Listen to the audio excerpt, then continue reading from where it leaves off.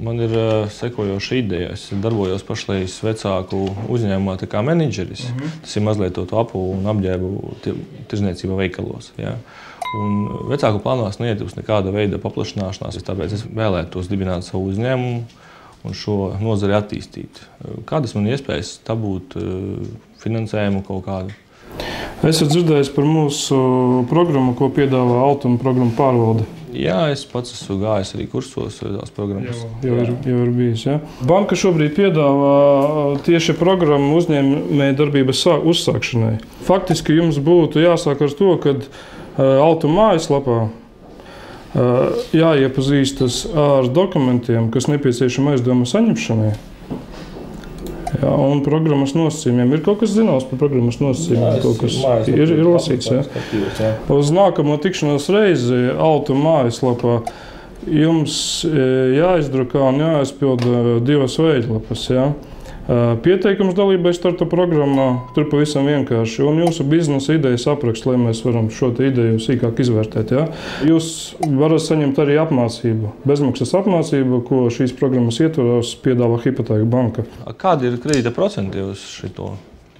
Ir iespēja saņemt grantu, jeb dāvinājumu, kas ir līdz 55% no aizdevuma summas. Jā. Tas nozīmē, ka 35% no summas jūs saņemat saimnieciskās darbības nodrošināšanai 1. gada laikā. Ja? Par piemēru, ja jūsu aizdevums sastādīs 10 000 latu, tad 3,5 jūs saņemsiet 1. gada laikā atpakaļ. Un otra daļa granta, jeb dāvinājuma, ja, tie būs 20%, kas pēc gada tiks dzēsti no jūsu aizdevuma pamatsummas. Aizdevuma termiņš līdz 8 gadiem. Ja?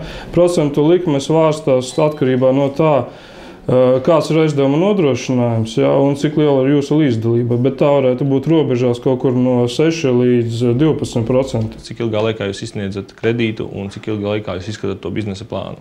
Tas viss atkarīgs no jums, no jūsu paša.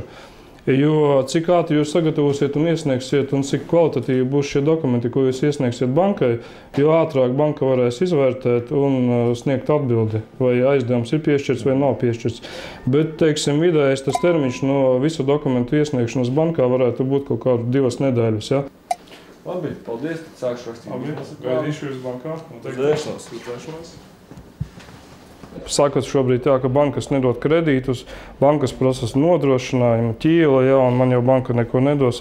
Es gribētu, teiksim tā, lai sabiedrībā šis priekšstats tiktu lausts, jo šī ir visnotaļ tā programma, kuras ietvaros jūs varat saņemt šo te aizdevumu. Jums nevajag ķīlu, ja, līdz tiem 17,500. Ja. Jums pietiek ar ideju, jums var nebūt uzņēmuma, jo uzņēmumu jūs dibinat tikai pēc tam, kad banka šo te ideju ir atbalstījusi. Vai Jānis dabūs jūsu atbalstu? Nu, visdrīzāk, ka Jānis dabūs mūsu atbalstu. Jo viņš izklausās labs. Viņš izklausās tāds, kas pārzina to lietu, ar ko taisās nodarboties. Viņš bija pats rakstījis biznesa plānu. Viņš bija iepazinies ar mūsu pilsētas reālo situāciju, ar pieprasījumu. Un viņš ir ļoti motivēts to darīt. Viņš ir gatavs arī ieguldīt savu naudu. Un viņš ir izmēģinājis arī cita veida dzīvi. Viņš ir pabijis ārzemēs, viņš ir atgriezies šeit un viņš vēlās te palikt. Manā skatījumā veiksmes faktors ir tas, ka kombinējas šī veiksmīgā ideja, neparastā ideja ar cilvēku iepriekšējo pieredzi.